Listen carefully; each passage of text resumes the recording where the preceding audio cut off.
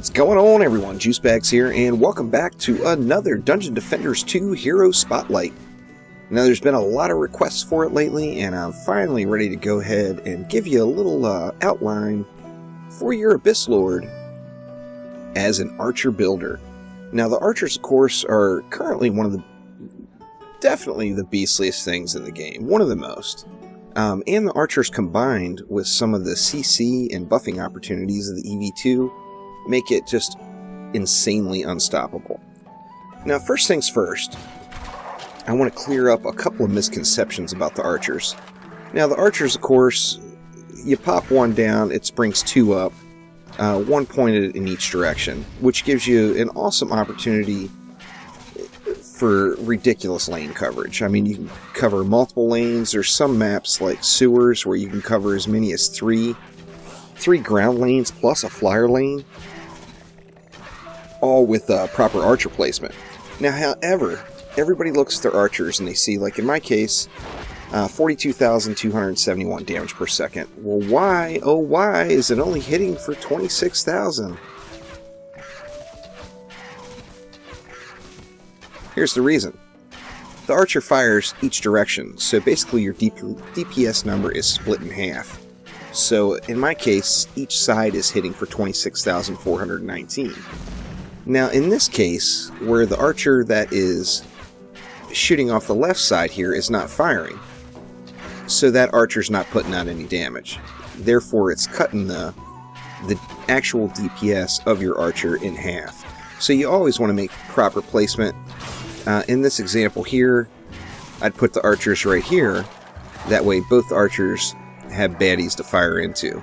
In this case right here, and with this archer right here. Now, my Abyss Lord is nowhere near 100%. There's many folks out there with much beastlier archers than I have.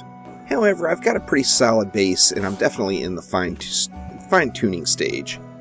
Now, first off, let's take a quick look, or second off, I guess, let's take a look at the skill spheres. Now, for archers, there's only really one skill sphere that matters, and that's Stay at Bay.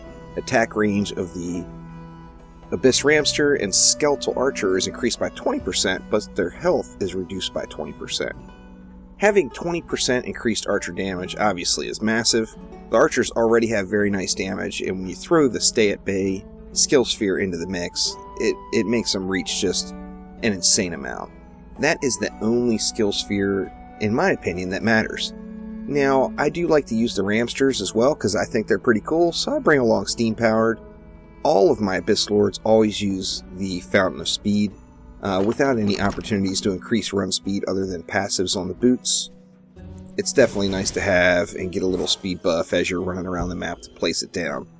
However, the only skill sphere that matters, and the only one you're going to need, is Stay at Bay. So make sure you pick that one up right away. Now, with stats for your archers, you're going to hear several different philosophies. I personally always like to put my archers somewhere where they're not going to get hit. Now, obviously that doesn't always work out, but I do my best. Now, if your archers aren't going to get hit, then you're not going to be concerned with defense health. And in addition, you're not going to be concerned with the reduced defense health that you get with Stay at Bay and getting the increased range. The common philosophy right when the Abyss Lord first came out is you went all defense power and defense health. And the reason for that is defense crit scales very poorly with the Abyss Lord, and defense power scales very well with the Abyss Lord. So everyone was using defense power and defense health. I was one of them myself. However, there's a few things, particularly when you're first getting your set of gear for the Abyss Lord, that you want to be concerned with more than anything else. And first off, as you see on this head here, is the top one, archer damage. Skeletal Archer's damage is increased by 10%. Now 10% is the max, but you can get that on every piece of armor, plus on your relic. So you can get up to a maximum 50% increased archer damage. I personally am only 49% because I'm completely jinxed and can't find a proper set of gloves. Now I'm at 739 item power, and it's going to be real easy to get me over the hump when I finally can get a drop from one of the new maps that has archer damage on it, which, like I said, RNG gods are just absolutely hating me right now. So nowhere near complete on this set. Now you see, for example, this piece has got defense power and ability power. It's not ideal. I would much rather have either defense health or defense crit. However, it does have 10% archer damage on it as a passive, which to me made it more valuable than anything else I've found so far. So although I've got defense power, which is my number 1 stat, I don't have a proper number 2 stat involved, but I do have the proper passive. And the passives, just like the Frosty, will make or break you. So make sure you're getting that passive. Now, I've got 10% on every piece with the exception of gloves. Only 9% on the gloves. And you see I've got kind of a mixed set. I've got defense, of course I got the ability power on the head.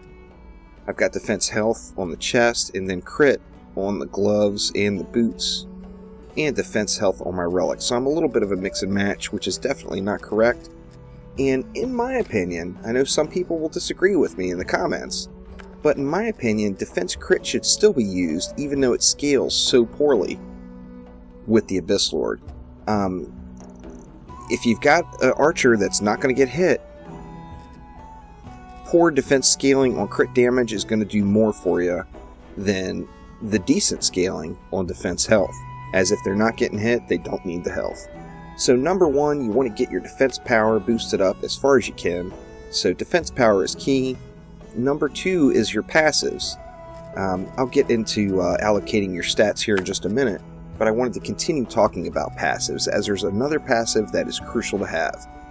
And that's going to come on your weapon and on your relic, and it's going to be explosive arrows. Archers have a 25% chance to fire an explosive arrow that detonates on impact. There's a range that it can hit. In my case, 312% of my defense power is extra damage. Beast mode, engage. You get the explosive arrows, shit's gonna die. Not much more you can say. Now, like I mentioned, you do want to get it on the relic as well. Now, the percentage chance is not going to stack, so even if you have both, you're only going to have a 25% chance for your archers to proc this. However, the defense damage does stack. So it's going to get to a point where it is really blowing some shit up. Now, archer damage, explosive arrows, that is your bread and butter with the archer build. Now, I told you I would talk a little bit about stats. Always, with any of your builders, you always want to max your defense speed, and with almost all of your builders, your defense range. I think the EV is the only one we're not concerned with that right now. But those two on any builder character should be maxed. There was 230 left over after I maxed those two, so I dumped 200 in defense power since that's my number 1 stat, and I dumped the last 30 into defense crit, which, like I said, poor scaling, however, better than nothing.